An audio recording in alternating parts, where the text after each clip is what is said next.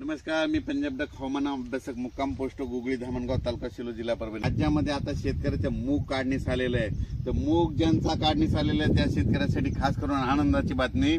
तुम्ही काय करा, 19 तारखेपर्यंत 19 ऑगस्ट पर्यंत तुम्ही तुमचे मूग काढून घ्या, कारण की राज्यामध्ये 20 ऑगस्ट ते 2 सप्टेंबर दरम्यान राज्यात बंगालच्या खाडीमध्ये 2 लो प्रेशर तयार होणार आहेत आणि त्याचा पाऊस मात्र महाराष्ट्र आणि कर्नाटकमध्ये पडणार आहे। म्हणून हा अंदाज लक्षात घ्यायचा। म्हणून सर्व शेतकऱ्याला सांगू इच्छितो की राज्यामध्ये आजपासूनच काही भागात सूर्यदर्शन होणार आहे, पण 12 पासून मात्र राज्यात सर्वत्र सगळीकडे एकदम कडक सूर्यदर्शन होणार आहे। म्हणून ही खास करून शेतकऱ्यांसाठी आनंदाची बातमी।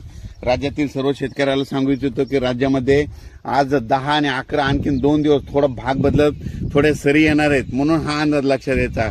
पण राज्यात मात्र 12 तारखेपासून मराठवाडा, पश्चिम महाराष्ट्र या भागामध्ये चांगलं सूर्यदर्शन घडणार आहे, म्हणून हा अंदाज लक्षात घ्यायचा। आता नेमकं 12 तारखेपासून सूर्यदर्शन कोणत्या कोणत्या जिल्ह्यात जास्त होणार आहे हे तुम्हाला सांगतो।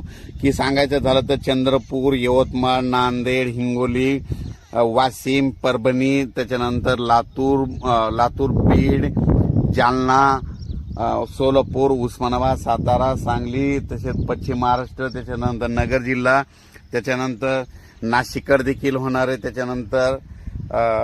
त्याच्यानंतर परत इकडं संभाजीनगर होणार आहे, जळगावकडे होणार आहे, बुलढाण्याकडे होणार आहे। पण ह्या जिल्ह्यामध्ये चांगलं सूर्यदर्शन घडणार आहे, म्हणून हा अंदाज लक्षात द्यायचा। बरेच डाळिंब शेतकऱ्याचे फोन आले होते की त्यांना म्हणजे उन्हाची गरज आहे, म्हणजे त्याच्यामुळे त्यांच्यासाठी खास करून डाळिंब शेतकऱ्यासाठी ही खास करून आनंदाची बातमी। त्याच्यानंतर ज्यांचा मूग काढणीस आलेला आहे त्या शेतकऱ्यांचं, कारण की राज्यामधली परिस्थिती बघितली त्यानंतर फेरफटका मारल्याच्या नंतर बऱ्याच शेतकऱ्याचा मूग काढणीस आलेला आहे।